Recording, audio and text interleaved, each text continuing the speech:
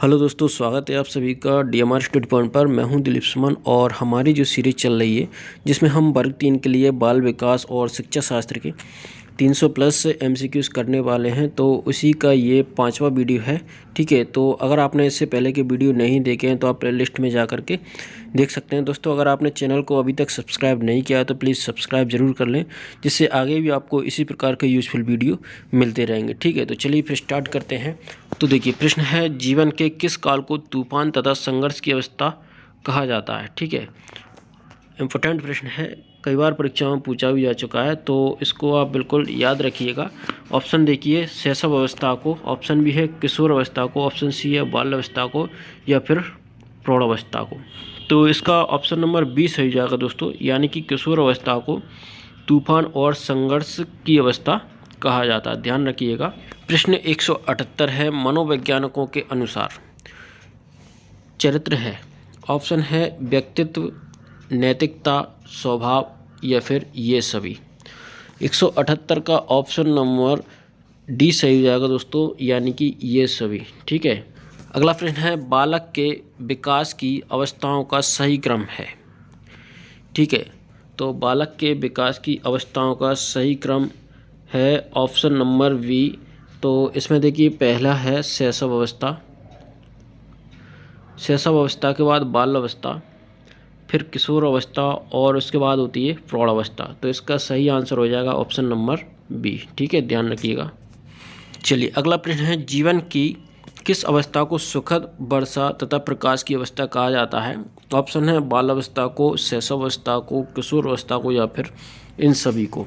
तो इसका option number C सही हो जाएगा, यानी कि किशोर अवस्था जो है इसे जीवन की सुखद, वर्षा तथा प्रकाश की अवस्था कहा जाता है। प्रश्न 181 है, संसार के प्रत्येक भाग में मानव जाति के शिशुओं के विकास का प्रतिमान है। ऑप्शन देखिए, समान, असमान, विशिष्ट, या फिर इनमें से कोई नहीं। तो 181 का ऑप्शन ए सही हो जाएगा, यानी कि समान। ठीक है, ध्यान रखिएगा।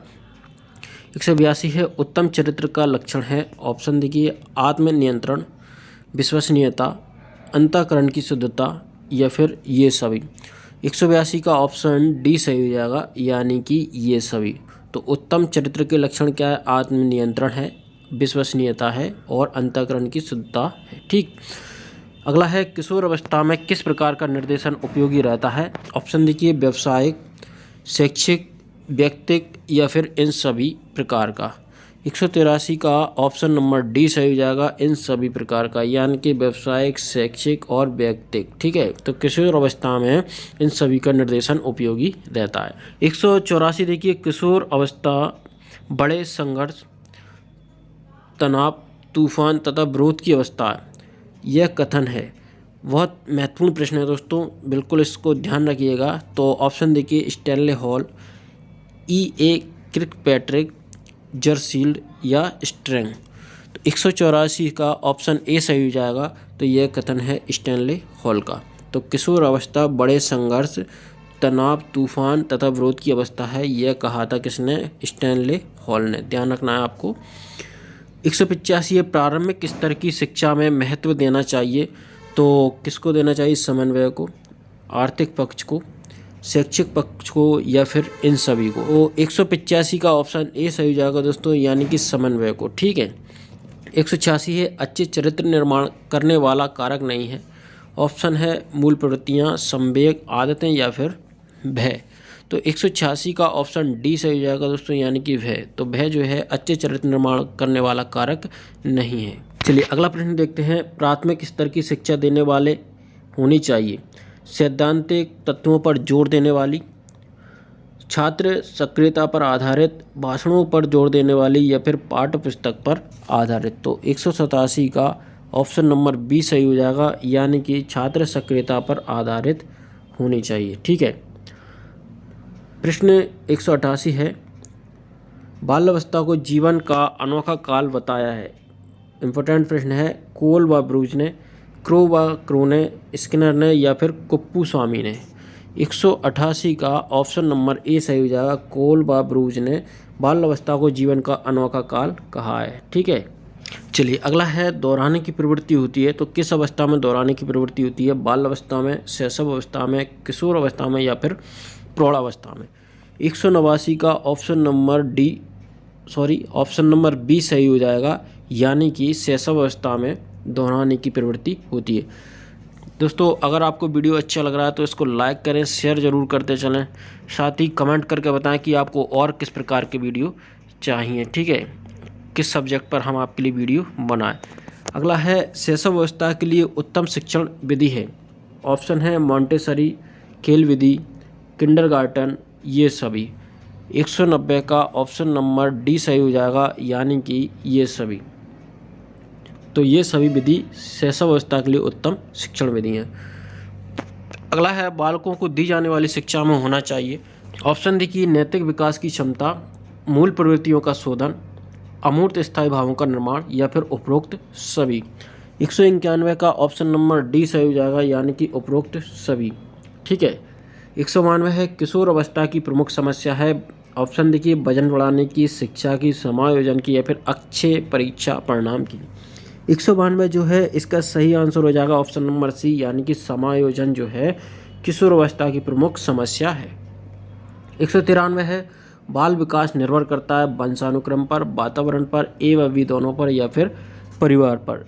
193 का ऑप्शन नंबर सी सही हो जाएगा, ए व बी दोनों, यानी कि वंशानुक्रम और वातावरण पर बाल विकास निर्भर करता है, ठीक है। 194 किशोर अवस्था की विशेषता नहीं है, तो इनमें से क्या नहीं है? विपरीत लिंग के प्रति आकर्षण, स्वतंत्रता की भावना, घनिष्ठ मित्रता, ईश्वर में पूर्ण विश्वास। 194 का ऑप्शन नंबर डी सही हो जाएगा, यानी कि ईश्वर में पूर्ण विश्वास, ठीक है।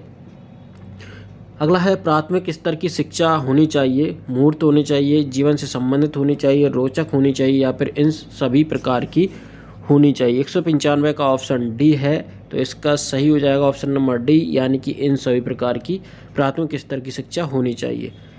196 कौन प्राणों को अपनी मार्ग की बाधा समझता है? तो शिशु, बालक, किशोर या फिर ये सभी। तो 196 जो है इसका ऑप्शन नंबर सी सही हो जाएगा दोस्तों, यानी कि किशोर जो है प्राणों को अपनी मार्ग की बाधा समझता है, ठीक है। चलिए अगला प्रश्न देखते हैं, सफल एवं प्रभावी शिक्षण के लिए आवश्यक है। तो ऑप्शन है व्यक्तिगत विभिन्नताओं का ज्ञान, अपने वेतन का ज्ञान, सहकर्मी की योग्यताओं का ज्ञान या फिर उपरोक्त सभी का ज्ञान, ठीक है। तो 197 का ऑप्शन नंबर ए सही हो जाएगा दोस्तों, यानी कि व्यक्तिगत विभिन्नताओं का ज्ञान, ध्यान रखना है आपको। 198 है बालकों में किशोर अवस्था का आरंभ माना जाता है। तो पहला ऑप्शन है 10 वर्ष की आयु से, 12 वर्ष की आयु से, 18 वर्ष की आयु से या फिर 21 वर्ष की आयु से। तो 198 का ऑप्शन नंबर बी सही हो जाएगा, यानी कि 12 वर्ष की आयु से। अगला है करके सीखना किस अवस्था के लिए उपयुक्त है? तो 199 के ऑप्शन है शैशव अवस्था, बाल अवस्था, किशोर अवस्था या फिर इन सभी के लिए। तो 199 का ऑप्शन नंबर डी सही हो जाएगा दोस्तों, यानी कि इन सभी के लिए। दोस्तों इस सीरीज में हम बाल विकास और शिक्षा शास्त्र के 300 प्लस क्वेश्चन कर रहे हैं।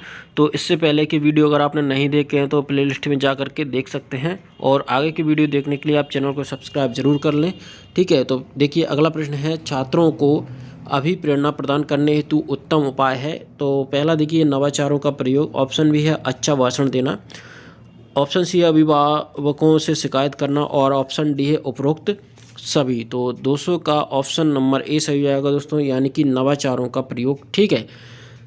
201 है किसी विशिष्ट विषय पर छात्रों में विचार विनिमय किस विधि में होता है?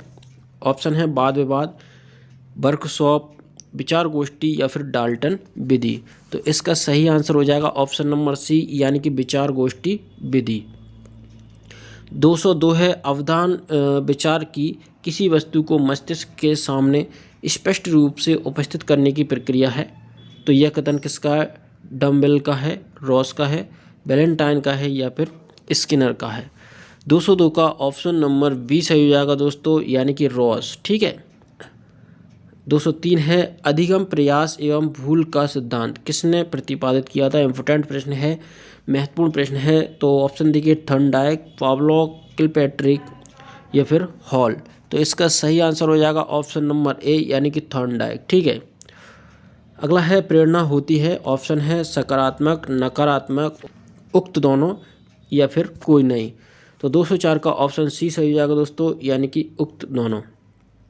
अगला है सीखने के सफल अनुभव अधिक सीखने की प्रेरणा देते हैं। कथन है प्रेसी का, रॉबिन्सन का, फ्रेंडसन का या फिर हॉरॉक्स का। ठीक है, तो 205 का ऑप्शन नंबर सी सही हो जाएगा दोस्तों, यानी कि फ्रेंडसन। ठीक। 206 है मैस्लो के अनुसार मूल आवश्यकताएं कितने प्रकार की होती हैं। तो ऑप्शन देखिए 9, 10, 5 या फिर 8। तो इसका सही आंसर हो जाएगा ऑप्शन नंबर सी, यानी कि 5। मैस्लो के अनुसार मूल आवश्यकताएं 5 प्रकार की होती हैं। अगला देखिए अवधान को केंद्रित करने की आंतरिक दशा नहीं है। ऑप्शन है रुचि, प्रकृति, ज्ञान या फिर लक्ष्य। तो 207 का ऑप्शन नंबर बी सही हो जाएगा दोस्तों, यानी कि प्रकृति जो है अवधान को केंद्रित करने की आंतरिक दशा नहीं है।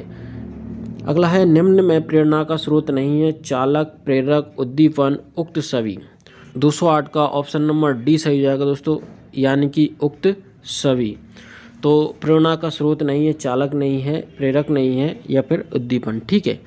अगला है किस मनोवैज्ञानिक ने अपने अधिगत सिद्धांत के में पुनर्बलन पर सबसे पहले बल दिया। ऑप्शन है लेविन, स्किनर, हल या फिर कोहलर। तो इसका सही आंसर हो जाएगा ऑप्शन नंबर बी दोस्तों, यानी कि स्किनर। अगला है अवधान होता है तो ज्ञानात्मक, क्रियात्मक, भावात्मक या फिर उक्त सभी। 210 का ऑप्शन नंबर डी सही हो जाएगा दोस्तों। अवधान कैसा होता है, ज्ञानात्मक होता है, क्रियात्मक होता है और भावात्मक भी होता है। ठीक है। पुरस्कार देखिए, पुरस्कार क्या है, बाह्य प्रेरणा है, आंतरिक प्रेरणा है, जन्मजात है या फिर कोई नहीं। तो 211 का ऑप्शन नंबर ए सही हो जाएगा दोस्तों। पुरस्कार क्या है, एक बाह्य प्रेरणा है। अगला है गेस्टाल्टवादियों ने अधिगम का कौन सा सिद्धांत दिया। तो पहला ऑप्शन है सहचार्य का सिद्धांत, अंतर्दृष्टि का सिद्धांत, क्षेत्र सिद्धांत या फिर प्रयास एवं भूल का सिद्धांत। 212 का ऑप्शन नंबर बी सही हो जाएगा दोस्तों, यानी कि अंतर्दृष्टि का सिद्धांत। 213 है निम्न के अभाव में प्रेरणा की प्रक्रिया आरंभ नहीं हो सकती। ऑप्शन है प्रोत्साहन, आवश्यकता, प्रणोदन या फिर दंड। ठीक है, तो 213 का ऑप्शन नंबर बी सही हो जाएगा दोस्तों, यानी कि आवश्यकता। ठीक है। अगला है शुद्ध संवेदना मनोवैज्ञानिक कल्पना है, यह कथन किसका है। तो वार्ड का, जलोय का, जेम्स का या फिर डमवेल का। तो 214 का ऑप्शन नंबर ए सही हो जाएगा दोस्तों, यानी कि यह कथन है वार्ड का। अगला है सीखने की उपयुक्त प्रक्रिया है सरल से कठिन, कठिन से सरल, सरल या फिर कठिन। तो इसका सही आंसर हो जाएगा ऑप्शन नंबर ए, यानी कि सरल से कठिन। ठीक है। 216 है गेस्टाल्टवादियों के अनुसार अंतर्दृष्टि को प्रभावित करती है बुद्धि, समस्या की रचना, प्रत्यक्षीकरण या फिर उक्त सभी। तो 216 का ऑप्शन नंबर डी सही हो जाएगा दोस्तों, यानी कि उक्त सभी। तो गेस्टाल्टवादियों के अनुसार अंतर्दृष्टि को प्रभावित करती है क्या, बुद्धि करती है, समस्या की रचना भी करती है या और प्रत्यक्षीकरण भी करती है। ठीक है। अगला है कोहलर ने अपना अधिगम सिद्धांत प्रतिपादित करने के लिए प्रयोग किया।